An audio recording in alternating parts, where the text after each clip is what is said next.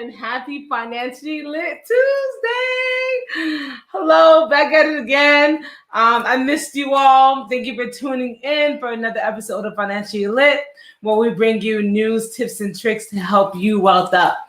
So for those of you tuned in, go ahead and hit the share button. If you're streaming from YouTube, go ahead and hit the subscribe button to the Sipping Wealth YouTube channel. And then if you are tuned in, go ahead and drop a comment. Definitely want to know who's tuned in with us. Just say, hey, what's up? How's your day? You know, all that good stuff. So I can know who's tuned in with us. So today we have a special guest. We have Luke Lewis. Woo! I want to welcome him in. Hey, Luke. Hey, what's going on? How's your day going? It's going good. It's going really good. Good. Yes. Happy to be back when I'm on the hiatus. But how are you, Luke? Taking it one day at a time. Waiting on my hiatus to come. I hear that.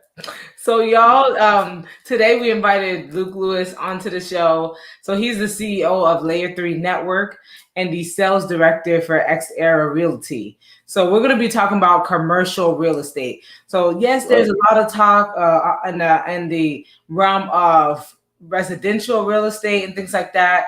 You hear so many people talking about residential real estate, but who's really out there talking about commercial real estate? So I thought, why not bring the expert in this field, Luke, here, so he could drop some knowledge and bring some knowledge to us. So y'all, if you tune in, go ahead and hit that share button, because we don't want the wealth, this knowledgeable wealth to just be within ourselves. We want to spread it and make sure our family and friends wealth up with us.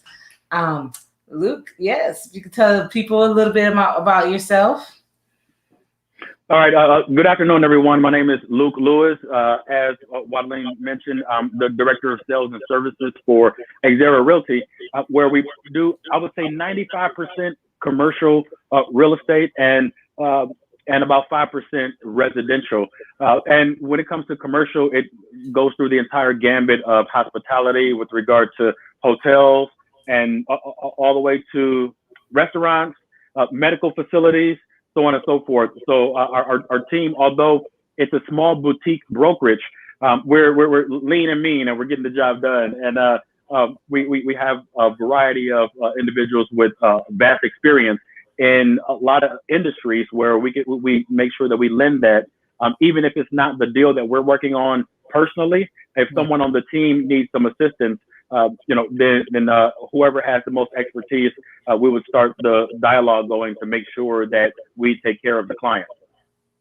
That's awesome. That's definitely necessary, just to make sure, because when commercial real estate, you're dealing a lot of times with business owners, and they're already trying to figure out the day-to-day of their business and, how to scale, Absolutely. how to move, different issues. So making sure that they have someone on their team that's going to take care of that brick and mortar part, or even if they're looking to rent a space, whatever the case may be, and take that burden off their hands. That's great. Right. And a lot of realtors, especially the commercial guys, will probably not want me to say this, but a lot of times when I encounter individuals who want a brick and mortar, especially these days, my first question is why? Because you may not actually need the brick and mortar as bad as you want the brick and mortar.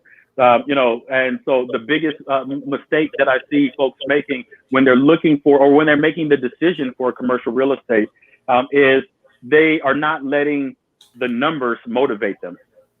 They're letting the prestige of having a brick and mortar be the motivator. And honestly, my accountant needs to be the one telling me if we need a brick and mortar or not my passion, right. Because at the end of the day, if it doesn't make sense for your business, then you should maybe rethink it. That's just my opinion. Cool. That definitely makes sense. So just to kind of put it in perspective, when we're talking commercial real estate, we're talking about your warehouses, office building, towers, retail centers, agriculture centers. Did I leave anything out of that? Honestly, even apartments. So if it has more than 5 units, it can be considered commercial as well. So yeah, so and investors looking for potential spaces to purchase or rent out as well. So all that in there and that grand span of things. So what are some things that, because you did say, hey, your accountant should be the one to, your accountant at Grand Med Financial, there you go. Wing should be telling you whether or not you need a brick and mortar. What are some things that people should consider when thinking about, hey, I want to go into a brick and mortar, or um, does this make sense? Okay, so first, I would definitely count the cost, and you have to ask yourself, am I losing money by not getting a brick and mortar? Mm-hmm. Not how much will it cost. If you feel like if you are losing money or losing opportunities, or not having a brick and mortar is negatively impacting your business, then maybe you should consider it. And then after that, I would just plug it into your budget and see if you can actually afford it. Right. So that's the direction that I would go. Right. And we can agree that during the pandemic, like how did that shift the commercial real estate arena? You could chime in first, and then I'll chime in on what I feel like happened. Well, it definitely shook it up a bit. So it made some of the businesses who were unfortunately operating week to week and not really forecasting their budget and not making sure that they had reserves. It really negatively impacted them. However, anytime there's chaos, there's also opportunity. So there are movie theaters right now that are totally empty, waiting on one of your viewers to put in an offer and purchase it and repurpose that building for something else. So that's just one thing. But in the realm of office buildings, took a beating. Took a beating. But it seems to be recovering, actually, even in Florida. And how is that? How is it recovering? Mm-hmm. Personally, I'm starting to see some of the co-working facilities and some of the office buildings, especially Regis facilities, filling up. For example, the one that I'm in now, it was a ghost town 9 months ago, and now they have 0 available spaces. Wow. So that's a real life indicator, like that's not from Google. I can walk and see that. Mm-hmm. Yeah. Cool. So and on this side, so we can all agree that the pandemic definitely shaped the way we do business in a lot of ways. To moving a lot of businesses online and virtual, to even requiring delivery standards to improve or actually be implemented in a lot of different businesses. I was in a clubhouse the other day, and one guy, his business actually has it where they house the wigs in a facility, but no one actually goes into the facility to pick up their hairs. It's a drive-through wig like spot, so they just drive through. Drive-through. Yes, that's innovation. That is interesting, right? So business owners are definitely getting a lot more innovative on how they're delivering these same goods that were available, and figuring out, hey, how do we pivot? And they're doing it with less people as well. And they're figuring out ways to automate and things like that. When it comes to shopping, a lot of it's on online spaces and things like that. When it comes to dining, takeout or outdoor seatings, entertainment has changed as well. You have concerts, online concerts. So it's definitely changed heavy. So when someone is considering, say, they spoke to their accountant at Grand Med and they're like, oh yeah, they're ready to go ahead and move forward with their brick and mortar. What should they? How should they go about choosing a location, or how do you go about choosing a location for your client? Or So first, I actually have them fill out a needs sheet that kind of identifies where they want to be, who they would like to be close to. Because believe it or not, some of the national brands specifically like to be close to other national brands that are their competitors. So that's why you see McDonald's or Burger King right next door to each other. That's why you see Target and Walmart really close to each other a lot of times, and things of that nature. So I have them fill out the need sheet and kind of outline where their needs are, and then I start to enter that criteria in our search engine and hone it down to a few options, and then we go from there. Yeah. So for most of the people watching, the first decision, if they actually need a brick and mortar and Grand Rev gave the green light, that they would need to decide if they're going to lease or if they're going to purchase. Okay. And you're going to probably hear me say this a lot, that it depends. One of them could make more sense depending on your business and your goal, and also your exit strategy, if there is one, and the other could make more sense. So it really, there's no cookie cutter response to if they should lease or buy. It's definitely case by case.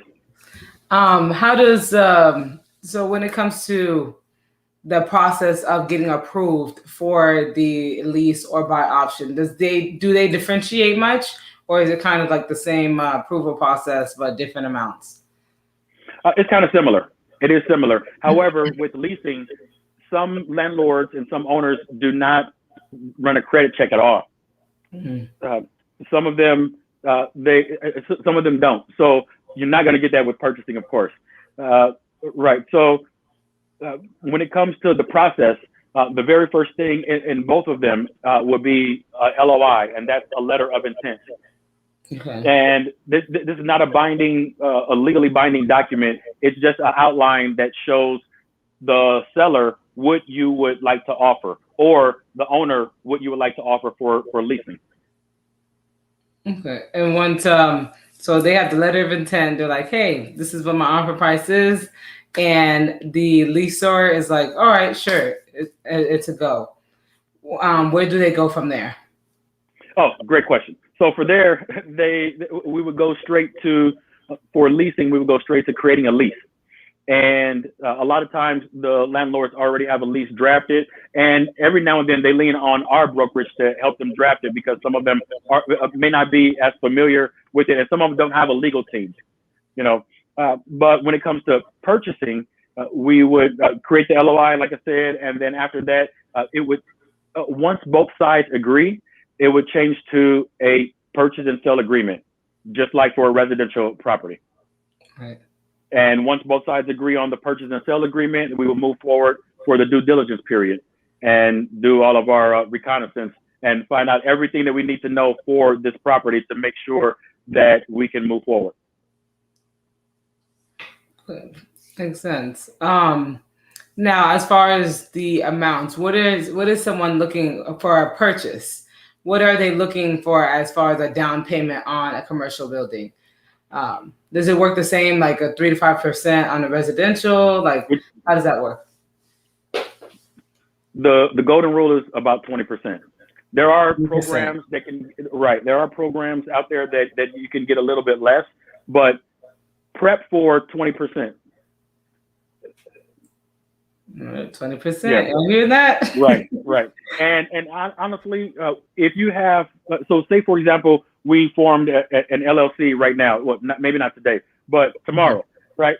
Between Grand Rev and Xera, and we decided to purchase the property. Just keep in mind that this is a team sport, right? So you don't have to go at it alone. And I bring that up because when I share the fact that there are over 20 properties for sale right now, downtown Jacksonville, at under $500,000, a lot of folks will roll their eyes because they're like, well, look, I don't have $500,000. But the thing is, you don't need to have it. We can take 4 people and we can create a business entity and purchase that property, and we only have to be responsible for $125,000 each. That's a lot more palatable than $500,000 for one person. Right. Especially if you're a business owner and you're starting out. Gotcha. Cool. For those of you that are tuned in, I do want to remind you, if you do have any questions, feel free to drop it in the chat. If you do have any comments at all, Luke is here answering all your questions. Feel free to pick his brain while you have him available, and we're going to continue on. So how long have you been in the industry, Luke? So I started actually with residential real estate in 2015. So I'm actually in a few weeks I'm coming up on my sixth year. And so for the first 4 years I did residential. I was with Keller Williams on the advisory and leadership committee, and then I came over to this boutique brokerage in 2019. So just a few months before the world went crazy. Yeah. The whole world said, "Whoa!" Made a turn for it. Hey, Arthur, I'm happy that you tuned in with us. How's it going? Thank you for tuning in, Arthur. Yeah, and a lot of folks ask me why real estate because I'm trained as an IT professional in the Navy, right? And there's a lot of jobs available for IT professionals, but I didn't want to do it anymore. I still wanted to have the security of knowing that my industry affects every every aspect of life, and real estate does as well. Wherever you live, wherever you go for labor, and wherever you go for leisure, it's all real estate. Gotcha. So just to go over some golden rules. So one of the big things to keep in mind that I do want to mention is to make sure that you're doing your research in every aspect, just making sure that to give you a sense of, hey, I'm going in the right direction, and you're not stuck in a building that, one, you can't afford, and two, is not targeting your ideal audience or niche in general, or a niche in general, and now you're fighting to meet overhead costs. Or so definitely making sure that you do your research, you have the basis of your business together before you're going into the commercial space. Because like Luke said, it's not always necessary for you to have a brick and mortar. If you're looking to invest in real estate, how does one go about doing that? Say they created this farm and they have an investment company, Luke, and they're like, hey, we want to invest in commercial property around the city. How do they start? Okay. All right. So a lot of people don't like this answer, but I'm going to share it with your audience because I'm sure they can take it. Right. The very first thing, in my opinion, is to create a business plan for the property. Draft a business plan for the property. How do you plan to monetize every inch of that property for yourself and your investment group?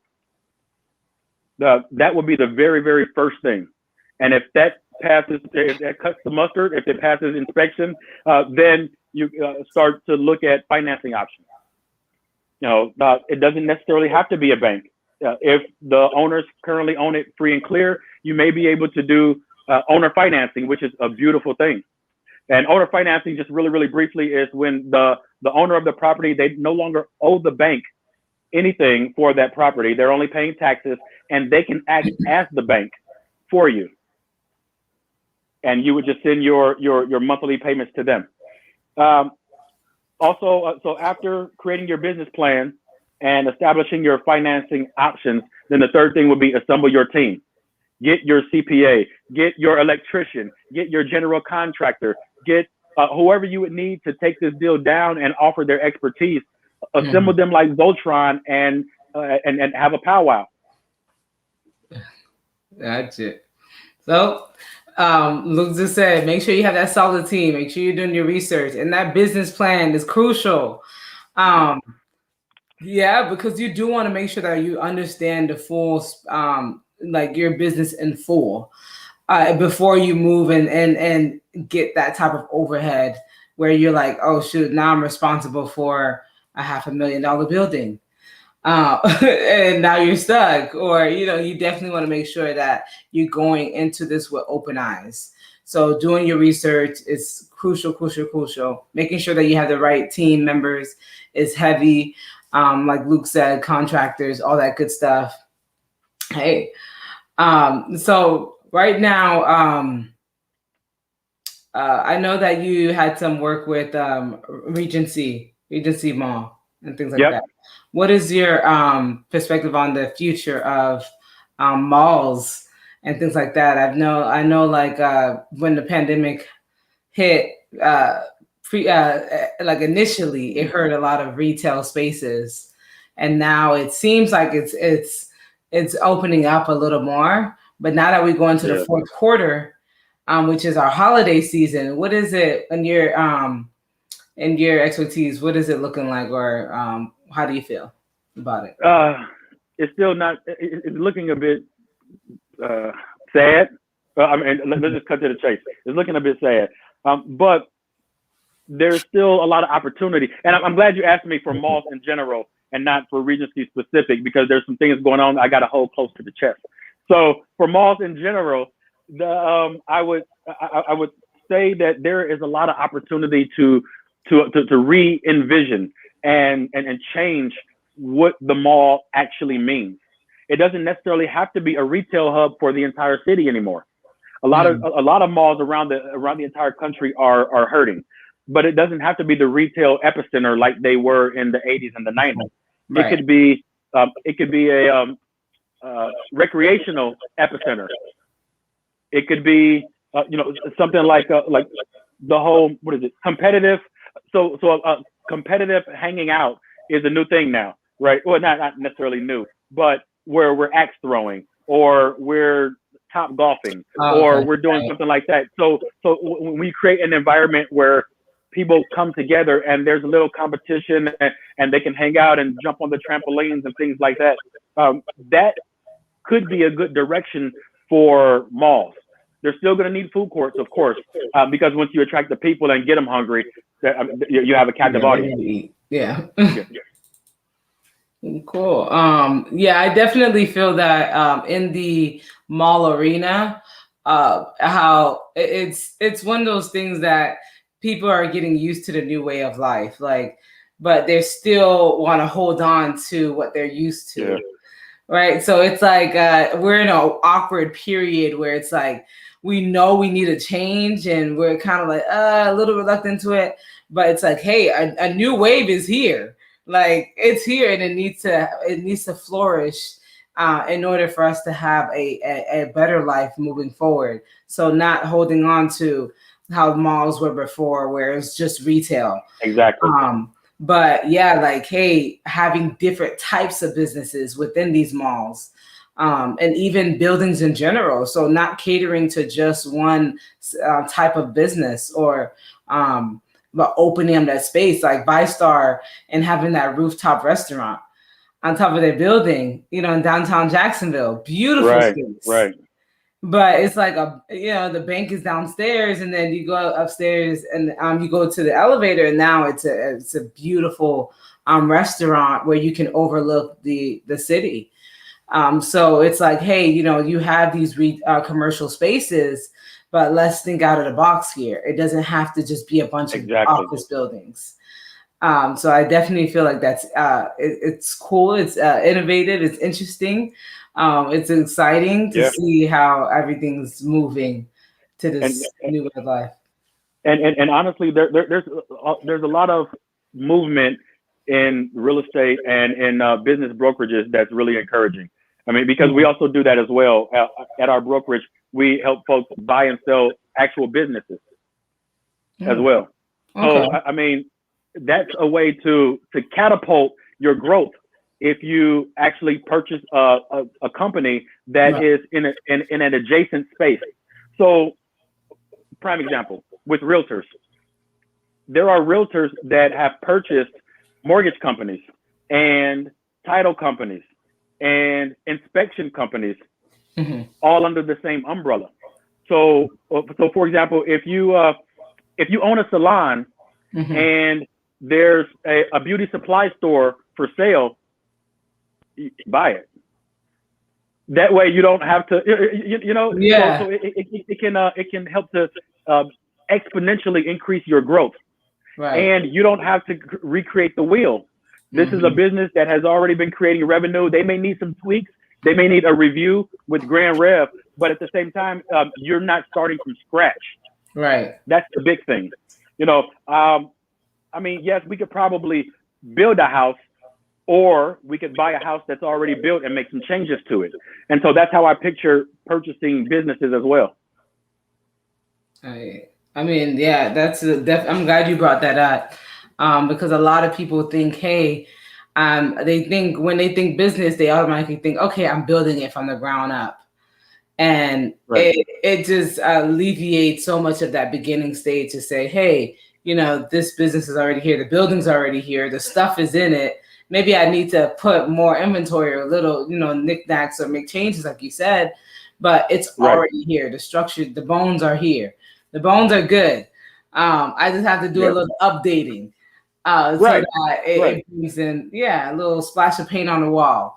But yeah, I think it's good. And for people that are out there that are thinking, I don't know how to go about, I don't know what business I want to open up, or I don't know how to go about starting a business, you don't necessarily have to start that from scratch. Right. Yeah. And then even businesses, like you said, that are wanting to scale, hey, you can scale horizontally, not necessarily vertically, by getting into different streams in your industry. So that beauty supply store that also has a salon. Now, you could just... It just makes sense. It just makes sense. I mean, I've spoken to a lot of creators that think outside the box.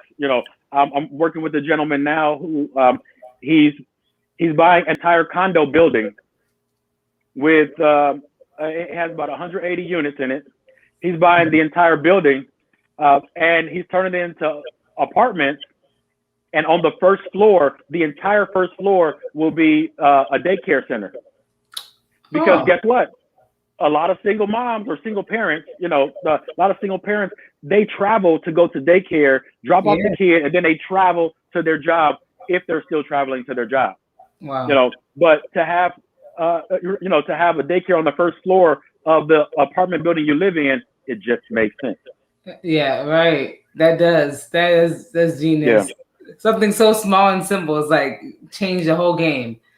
Like, because you're right. Now they just drop them off. I've seen daycares like next door to apartment buildings and things like that. But in that same building, it's like, all right, I'm gonna go drop you off downstairs and pick you up when it's time to go home. That's awesome.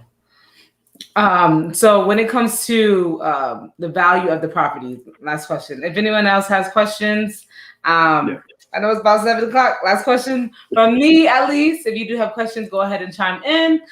Make sure that you are sharing with your family, friends, or hitting that share button and letting us know. And also, Luke will go over how to reach him as well. So as far as the value, appreciating value in commercial real estate, renovation, and getting loans for renovation for commercial properties. How does that work? So as far as getting a loan to do the renovation after you purchase it? Or yes, right. So say they're like, hey, I want to sell. So they're looking, their end goal is to sell the property, but now they have it. They just purchased it. Now they're looking to sell. Maybe they want to get a renovation loan, or maybe they're just, hey, hoping that it appreciates in value. How does that flow? Or what are some suggestions that you could give around that realm? Gotcha. So first, I would take a look at our business plan and see what our goals are for the property. But in order to verify or validate the value, there are a few tricks and tools that we have. But at the end of the day, it's pretty simple. You can just hire an appraiser to validate the value of the property. And if you don't want to do that, what you can do is take a look at the dollar per square foot. I know this is a little jargon, but just take a look at the dollar per square foot for the properties that have sold in the last 24 months in that zip code, and kind of go from there. So you would look to the past to determine whether or not you should buy in that area. Well, at least to help you determine the price. Okay, the buying price. Gotcha. Yeah. Cool. Well, thank you, Luke, for joining us for the Financially Lit Tuesday. How do they get in touch with you? They can email me at luketherealtor007 @gmail.com. 007. Yeah. I love it. Thank you, Arthur. Happy birthday. Wait, it's your birthday? Not today. It was Oh. 6 days All ago. right. All right. Well, happy belated birthday. Thank you. Thank you. So email address is right there and on the screen. So Luke the Yep. Realtor 007 @gmail. And he's with X Era Realty, right? Yep. You said it right. Xera. All right. So for any of you that have questions, feel free to reach out to him. Thank you for tuning in to this week's episode of Financially Lit Tuesday. If you missed the beginning, you can catch the full recording on the Sipping Wealth YouTube channel. And don't forget to hit the subscribe button and come back next Tuesday for another awesome topic. Thank you, Luke, for joining us. All right. It was a pleasure to be here. Yes. All right, y'all. Have a great Tuesday. Stay cool.